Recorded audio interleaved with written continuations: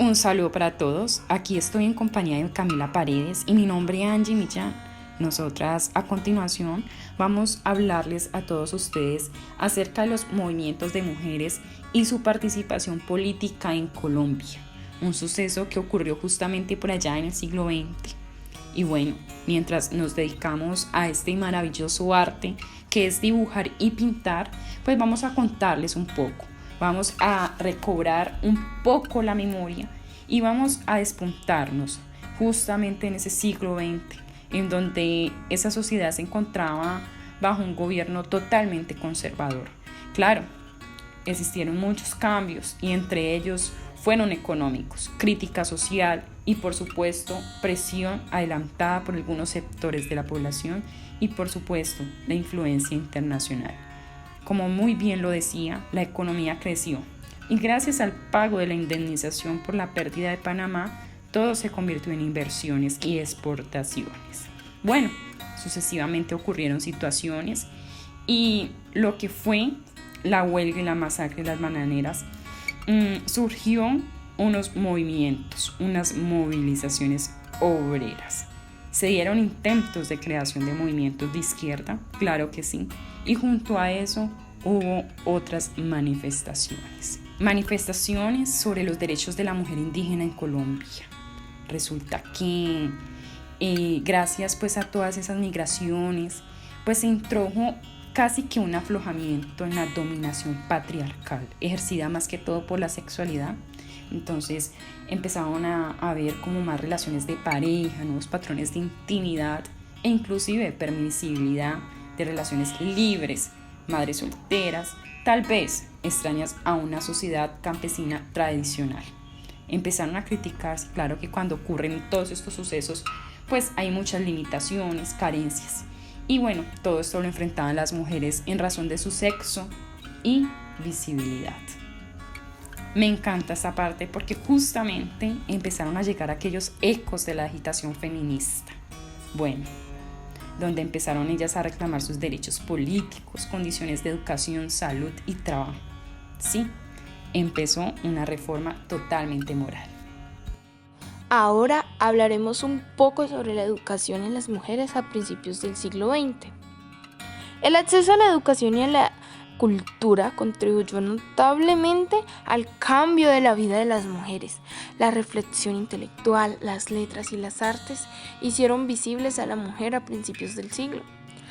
Para las clases medias y altas esto era muy fácil de asimilar, pues era socialmente aceptado, ya que le agregaba parte del atractivo de las mujeres como un adorno más. A finales del siglo XIX se empezó a escribir de las mujeres en las profesiones en Hispanoamérica, como en el caso de la autora Soledad Acosta de Samper. Y en el periodismo se posiciona la mujer con sus ensayos, poemas y opiniones, y desde allí lanzaban sus críticas a la sociedad patriarcal de la época. En la década de los 20 comenzaron los debates sobre la condición de la mujer y la educación. Asimismo, se amplía la profesionalización de la mujer en la docencia, con la creación del Instituto Pedagógico Nacional. Y también Teresa Santamaría de González crea un centro femenino de estudios de Antioquia con el fin de acercar a la mujer a la educación y a la cultura general. Estos estudios superiores forman el marco de la modernización en Colombia. Los periódicos socialistas, anarquistas y liberales expresaban importancia de la educación para el progreso de la sociedad, pues para ellos la educación cumpliría un papel revolucionario como combatiente de la ignorancia y se rechaza el papel del adorno y objeto sexual de las mujeres en la época. A partir de estos escritos periódicos se inicia la crítica sobre la desigualdad de la mujer en la educación. Aquí hubo un logro importante y fue el mejoramiento educativo, lo que permitió vincularse al público de una manera transformadora. Permanecieron en la prensa, hicieron militancia política, reflexionaron sobre la discriminación laboral por género. Dirijámonos hacia ese quehacer político de las mujeres, y es que muchas de ellas se empezaron a vincular a obras caritativas orientadas más que todo por la iglesia. Y no solo el ejercicio de aplicarse más que todo en el ámbito doméstico, sino que también ellas se permitieron como figurarse en el espacio público, adoptar también pues a una casa de maternidad, pero también basado en otras actividades, claro, bajo la dependencia aún masculina, pero todo lo conllevó como a tener un papel mucho más ideológico en cuanto a los términos de la desigualdad y subordinación de la mujer. Claro que sí, las mujeres se empezaron a expresar desde otras posiciones y empezaron a aparecer grupos colectivos del movimiento de las bananeras. Empezaron a exigir aumento en su jornal y a ir en contra de la corrupción de la administración. Pidieron también la destitución del alcalde y la renuncia del ministro de gobierno. Bueno, también todo iba en contra de la subordinación de la mujer que ocurría pues en el matrimonio, puesto que la mujer casada no podía sin autorización del marido celebrar el contrato, aceptar herencia, donaciones, adquirir, en fin, funciones que hoy en día podemos disfrutar. Y en el mundo del trabajo de la mujer en Colombia, hay una relación de los sindicatos con las feministas de los partidos socialistas. En la primera década de este siglo se creó en Montería un centro de emancipación femenina. Asimismo, en 1919, también Betsabé Espinosa dirigió la huelga femenina del Fabricato en Antioquia. Sus demandas integraban intereses de clase e intereses propios de las mujeres, tales como la alza de salarios, el uso de alpargatas y el rechazo hacia el acoso sexual. Y es que había una fuerte presencia feminista en el Partido Socialista, donde se plasma y se incluye como solicitud en una plataforma en 1918 la reglamentación de la prostitución y la legislación obrera para la creación de cajas y fondos para la maternidad. Los feministas sociales lograron institucionalizar una columna en el periódico del partido, donde se denunciaba la discriminación y las condiciones laborales de las trabajadoras. Las acciones por los derechos de las mujeres trabajadoras se sustentaron en la propuesta feminista, en el que se articulaba el sujeto mujer y trabajadora asalariada. Pero aún así ocurriendo todo esto, en espacios de organismos de socialización secundaria predominaban formas de control de los comportamientos privados y las relaciones de afecto donde reforzaban los valores femeninos, como la caridad, la sumisión, la delicadeza, donde se sumaba también la preocupación de la Iglesia por preservar la virtud y la moral. Y es que es absolutamente natural este temor de la sociedad conservadora de la época con los primeros pasos del feminismo, donde ya las mujeres, sin ser ciudadanas, se atrevían a cuestionar la organización social de la época.